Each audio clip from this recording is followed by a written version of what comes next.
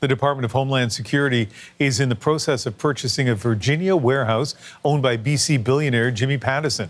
In a statement 1 week ago, DHS confirmed its plans to turn that building into a processing facility for Immigration and Customs Enforcement, ICE.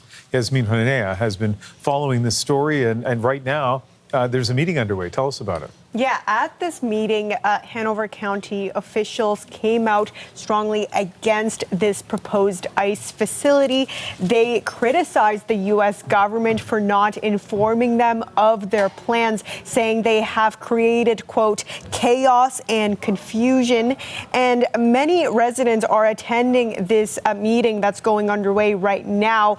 And some are opposed, some are for this facility, but about 100 of them have actually signed up to speak at this meeting. It's not clear if they'll all get a chance to speak, but here, take a listen to what some of them had to say. I support the new ICE Enforcement Center on Lake Ridge Parkway.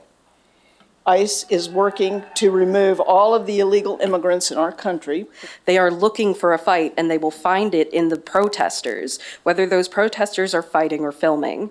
ICE agents will resort to violence. We've seen them do it 3 times in 1 month.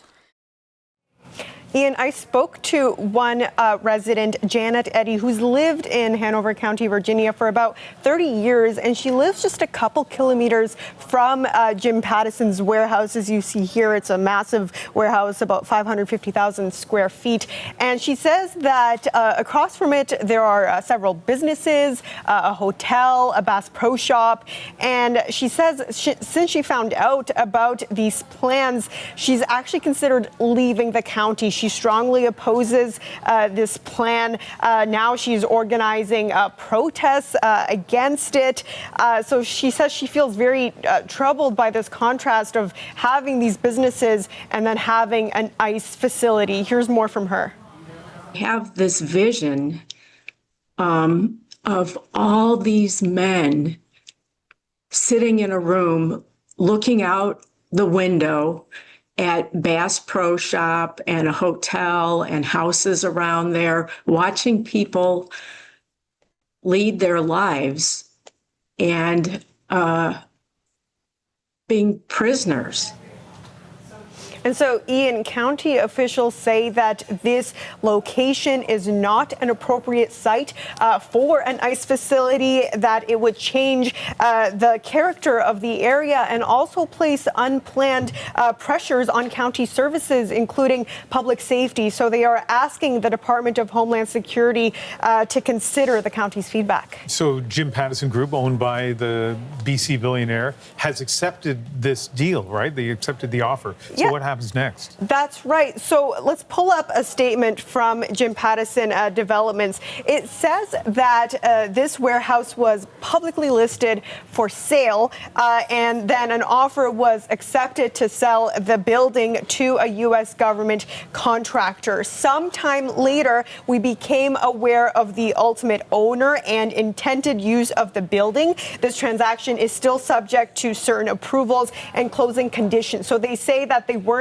fully aware of the details of the owner and what the building will be used for before they accepted this offer. Meanwhile, pressure is mounting here at home to stop this sale. There are threats to boycott Pattison businesses, and there are so many, including Save On Foods grocery stores. And the union representing Save On staff actually came out speaking out against this warehouse becoming an ICE facility. They say that they strongly condemn practices that, quote, dehumanize people or subject them to harmful or degrading treatment. And they brought their concerns to Save On leadership in a letter saying that these threats ultimately to boycott Save On Foods and other businesses ultimately hurt the staff. And so in a statement from the union president, it says that it supports Minnesota staff, of course, where there are